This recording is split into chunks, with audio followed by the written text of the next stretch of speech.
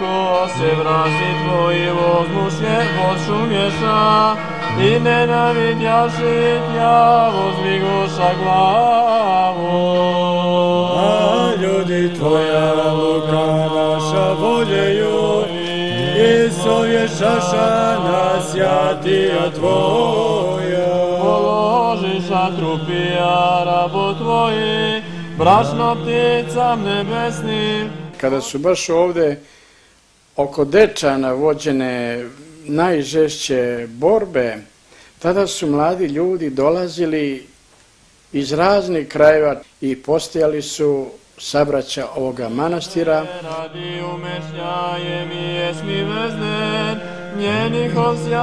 Nas je sada 23 i među nama dosta ljudi sa raznih strana koji su došli, ali eto koje je privukla ljubav Božja je ovo sveto mesto i blagoslov ovoga mesta Dečana, da bi tu služili Bogu pre svega, a zatim isto tako čuvali ovu našu tradiciju i ovo naše predanje koje nam je ovde ostavljeno.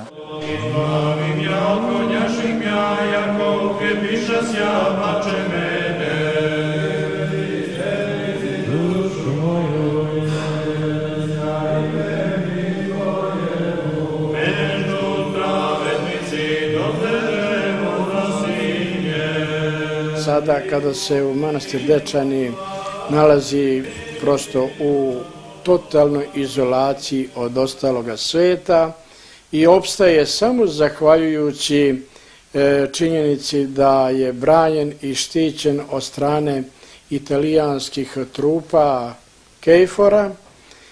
I dalje u manastir Dečani dolaze mladi ljudi i postaju sabraća ovoga manastira.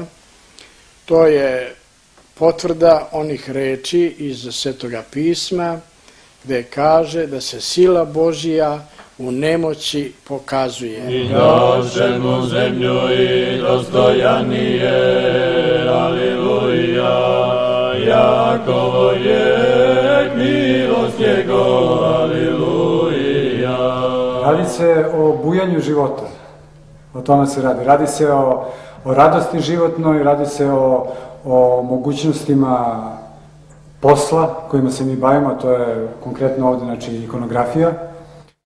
Baš za vreme rata, dok je bilo ono najgore, kad je, kažem, nebo noćima, kad je gorelo i kad se pucalo i kad su svi bežali glavom bez obzira i bili u paničnom strahu i u depresiji, nisu znali ko je šta, kad bi neko došao ovde, gledali su na nas ko da smo ludi, ko da ne znamo šta radimo, pitavši nas, pa dobro ljudi, pa šta vi zidate kad sve ovo ide u bestraga, sve gori?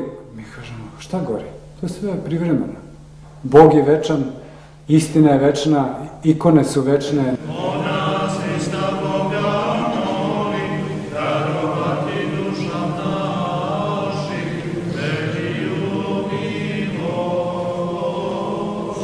Uspeli smo da omogućimo sebi da napravimo jedan, tako da kažem, novo jednu zgradu, jedan atelje, gde će biti sigurno mesta za jedno nas 5-6 otprilike, ako Bog da i više.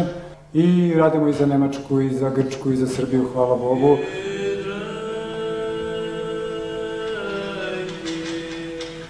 Imamo veliku želju da naša duhovna misija i vrednosti za koje mi živimo i koje smatramo da su večne, ne ostane samo zatvorena i za naš narod, već da na neki način naš duhovni život bude jedna pružena ruka prijateljstva i poverenja svima ostalima koji ovde žive. I u ovim teškim uslovima rata na Kosovu i Metohiji mislim da upravo nam je pružena jedna jedinstvena prilika da to učinimo i da je to naš zadatak i ono što Bog od nas u ovom trenutku zaista i očekuje.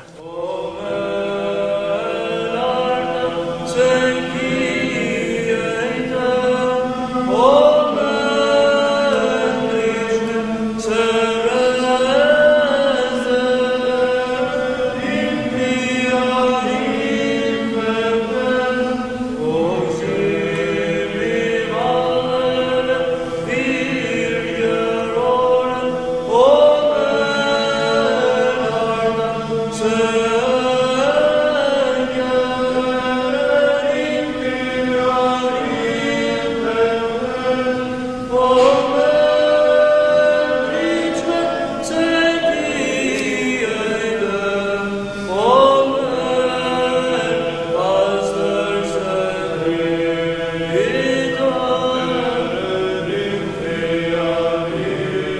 We are visiting our Serbian brothers here, our Orthodox brothers here, but we are also visiting some Albanian families. That is how things should be. They should see that we are Orthodox people, we are Albanians, and nothing stops me being Albanian, being Orthodox. I think it is time for repentance from both sides. We should find the courage and the strength inside us to say also, I'm sorry, or forgive us. I mean, that is Christian. We always say to God, I'm sorry, every moment of our life. And maybe we should find the power to say it also to one another.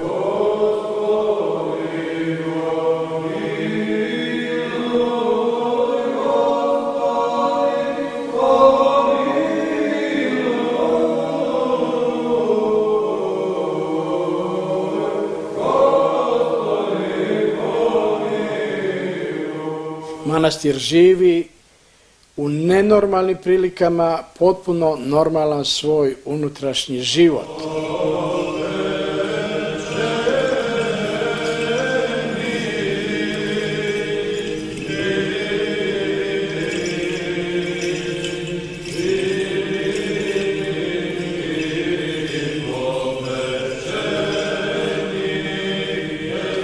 Bogosluženje se obavljaju svakoga dana, liturgija svakoga dana, poslušanja se vrše, radionice manastirske rade, duborezačka, ikonopisačka, krojačka, ekonomija manastirska i tako. Dakle, živi se jednim punim životom kao što se živjelo i pre ovih događaja na Kosovu. Srbija i srpski narod propustili su jednu ogromnu i veliku istorijsku šansu da iz ove jedne teške krize koje se našla izađu na pravi način, sačuvaju svoju teritoriju i sačuvaju svoj narod. Paralelno sa jednim očuvanjem duhovnih tradicija iz naše prošlosti, očuvanjem naše vere, naših svetinja, manastira, mi moramo da gledamo isto tako i na vreme u kome živimo, a to je pre svega pronaći način da se u sadašnjim političkim okvirima i zbivanjima, stvaranjem jedne nove geostrategije u svetu, naš narod je trebao da pronađe svoje mesto u Evropi 90. godina, u Evropi početka 21. veka.